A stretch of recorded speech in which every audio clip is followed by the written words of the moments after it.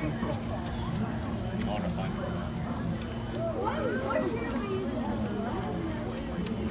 we don't need you here today.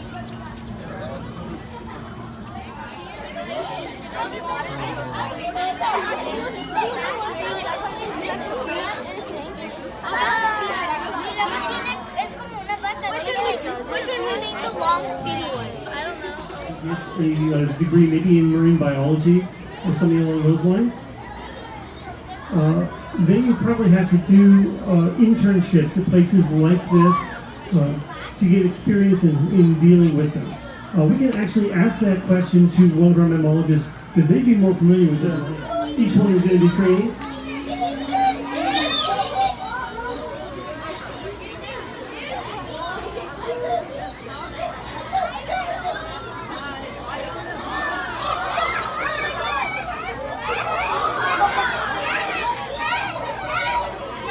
Alright, well good morning, welcome everybody to our seal and sea lion exhibit here at Aquarium of the Pacific. My name is Jeff, and joining me here this morning are Parker and Harpo.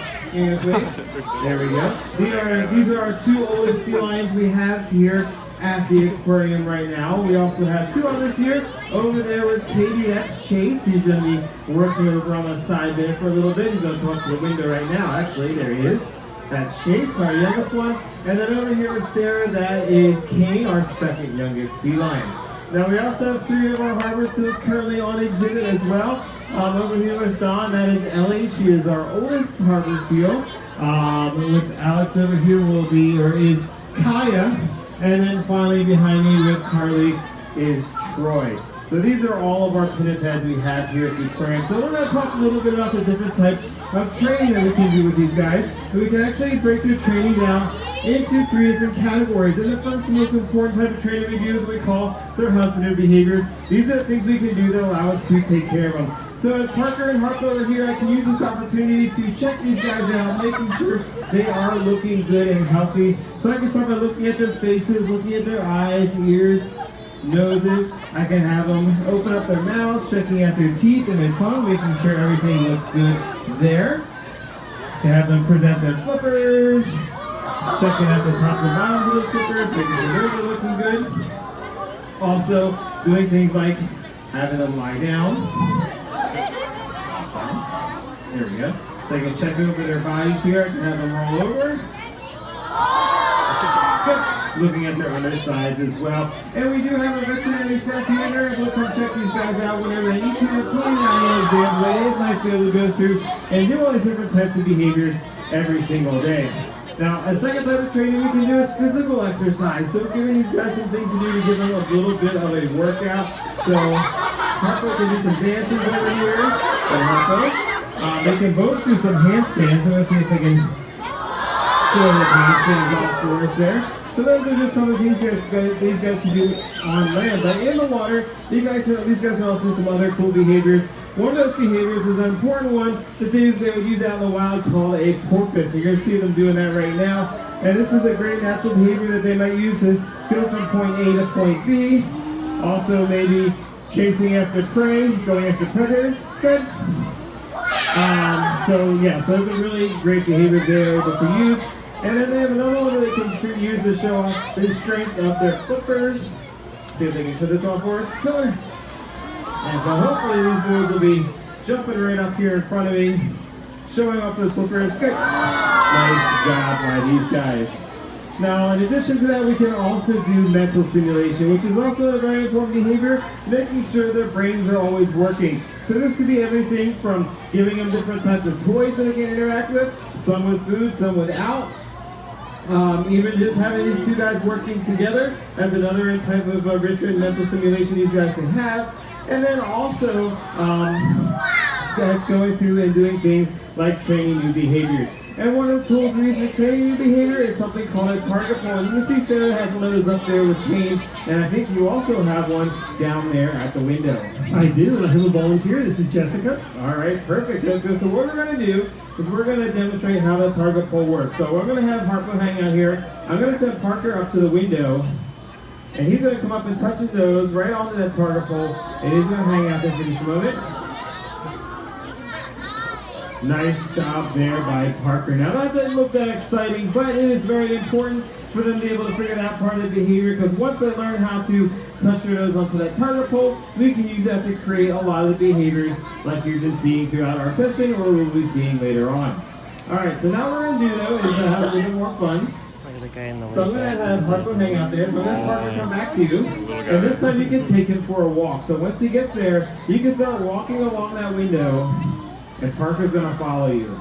He's going to watch where you're going, and you can go all the way down, you can go around that corner, and then wherever you happen to stop, that is where Parker is going to stop as well. Nice job. Let's give our volunteer a big round of applause for doing a great job helping us out here today. You can tell all of your friends that you got to take a sea lion for a walk. So great job helping us with that behavior. So as you guys can see, we can do a variety of behaviors with our animals, working not only their minds and bodies, but also having them assist us with their daily health care. So this one, we're going to turn the microphone back over. You guys are going to get a chance to learn the differences between our sea lions and our harbor seals, and I'll be back to you guys in just a little bit. All right. Now, there are 4 ways you can tell sea lions from seals. That's the first one right there, the noise they make. You've probably heard sea lions out at the beach like that loud barking roar of theirs. Harpo in particular likes to talk to us.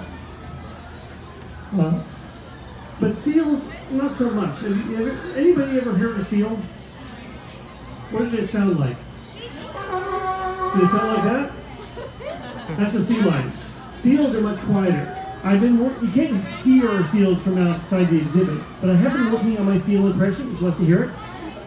Okay, here goes. Thank you. Yeah, they're very quiet. It's kind of a whoopee cushion or grunting noise. If you can hear a seal, you are way too close to it. They are protected by law. You need to keep your distance. They're wild animals. Now, the second way you can tell them apart is their color. You saw Parker up here. He has that nice uniform brown color. If he were an ice cream flavor, what would he be? Chocolate, exactly. Now, you saw some of our seals earlier that had that black and white speckled coat. If they were an ice cream flavor, what would they be? Cookies and cream? Yeah, exactly. Third way you can tell them apart are their flippers. Sea lions have those long, strong front flippers. They can do those handstands. They can take their back flippers and rotate them underneath them, so they can actually walk around on land, and they're pretty agile. Seals don't have that. They've got very short front flippers.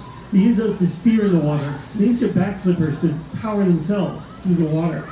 When they're on land, they can't get any of their flippers underneath them, so they kind of hump along on their bellies, a type of motion called galumphing. It's about as graceful as it sounds. The last way you can tell them apart are their ears. Now, if you saw Parker up here, he has these external ear flaps like we do, kind of like Shrek-looking ears, that behind his eyes. Seals don't have that. They do have ears, but all the important parts are on the inside of their head. They've got a little ear hole, ear slit that allows the sound in. So that's the 4 ways we can tell our seals from sea lions. How are they doing out along our coast these days? So along our coastlines, these guys are actually doing pretty well, and that's because of a bunch of different things that we've done to be able to help these guys out. So a lot of protections have gone in place to help seals and sea lions and all marine mammals. So everything from... Oh my God.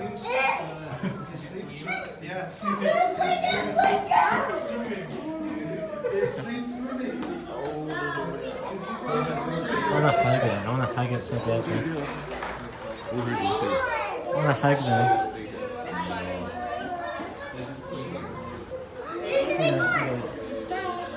Oh, there, probably.